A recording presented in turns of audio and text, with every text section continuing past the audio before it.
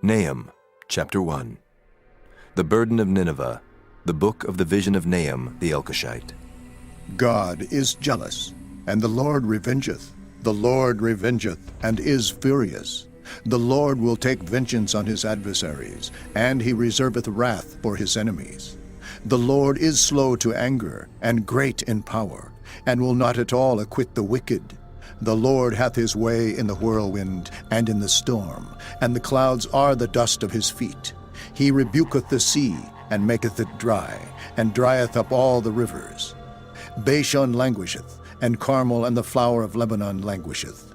The mountains quake at him, and the hills melt, and the earth is burned at his presence, yea, the world and all that dwell therein.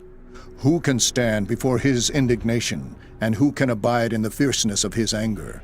His fury is poured out like fire, and the rocks are thrown down by him. The Lord is good, a stronghold in the day of trouble, and he knoweth them that trust in him. But with an overrunning flood he will make an utter end of the place thereof, and darkness shall pursue his enemies. What do ye imagine against the Lord? He will make an utter end. Affliction shall not rise up the second time.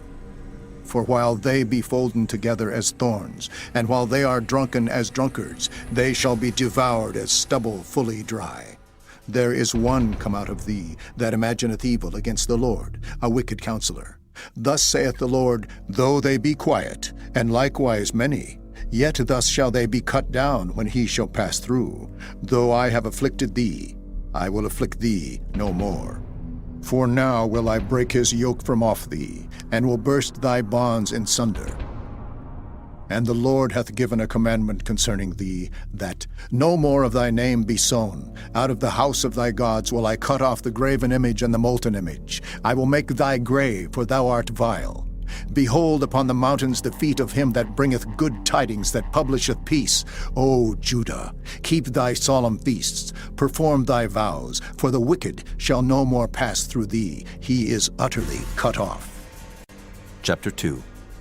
He that dasheth in pieces is come up before thy face. Keep the munition, watch the way, make thy loins strong. Fortify thy power mightily, for the Lord hath turned away the excellency of Jacob as the excellency of Israel.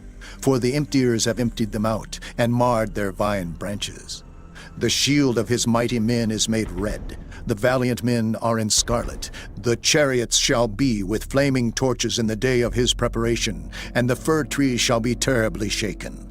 The chariots shall rage in the streets. They shall justle one against another in the broad ways. They shall seem like torches. They shall run like the lightnings. He shall recount his worthies. They shall stumble in their walk. They shall make haste to the wall thereof, and the defense shall be prepared. The gates of the rivers shall be opened, and the palace shall be dissolved. And Huzzab shall be led away captive. She shall be brought up, and her maid shall lead her as with the voice of doves, tabering upon their breasts. But Nineveh is of old like a pool of water, yet they shall flee away. Stand, stand, shall they cry, but none shall look back. Take ye the spoil of silver, take the spoil of gold, for there is none end of the store, and glory out of all the pleasant furniture. She is empty, and void, and waste, and the heart melteth, and the knees smite together, and much pain is in all loins. And the faces of them all gather blackness. Where is the dwelling of the lions, and the feeding place of the young lions? Where the lion, even the old lion, walked, and the lion's whelp, and none made them afraid? The lion did tear in pieces enough for his whelps, and strangled for his lionesses, and filled his holes with prey, and his dens with ravin. Behold, I am against thee, saith the Lord of hosts, and I will burn her chariots in the smoke, and the sword shall devour thy young lions, and I will cut off thy prey from the earth, and the voice of thy messengers shall no more be heard. Chapter 3. Woe to the bloody city!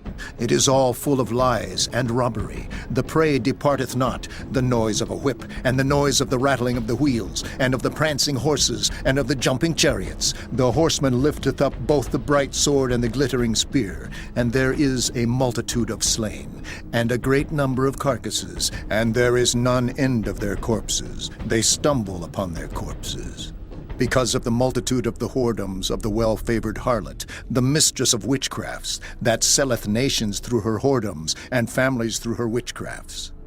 Behold, I am against thee, saith the Lord of hosts, and I will discover thy skirts upon thy face, and I will show the nations thy nakedness, and the kingdoms thy shame.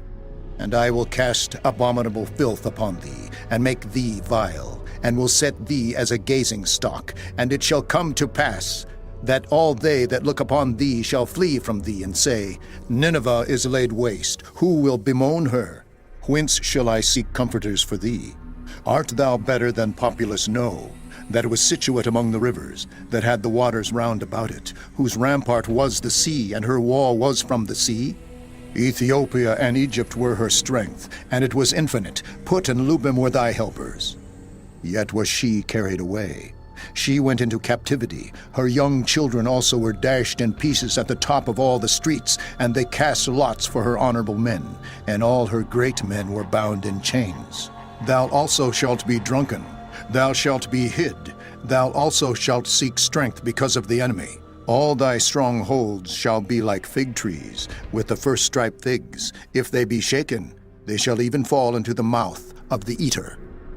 Behold, thy people in the midst of thee are women. The gates of thy land shall be set wide open unto thine enemies. The fire shall devour thy bars. Draw thee waters for the siege. Fortify thy strongholds. Go into clay, and tread the mortar. Make strong the brick kiln. There shall the fire devour thee. The sword shall cut thee off. It shall eat thee up like the cankerworm. Make thyself many as the cankerworm. Make thyself many as the locusts. Thou hast multiplied thy merchants above the stars of heaven. The cankerworm spoileth and flieth away. Thy crowned are as the locusts, and thy captains as the great grasshoppers, which camp in the hedges in the cold day. But when the sun ariseth, they flee away, and their place is not known where they are. Thy shepherds slumber, O king of Assyria. Thy nobles shall dwell in the dust. Thy people is scattered upon the mountains, and no man gathereth them.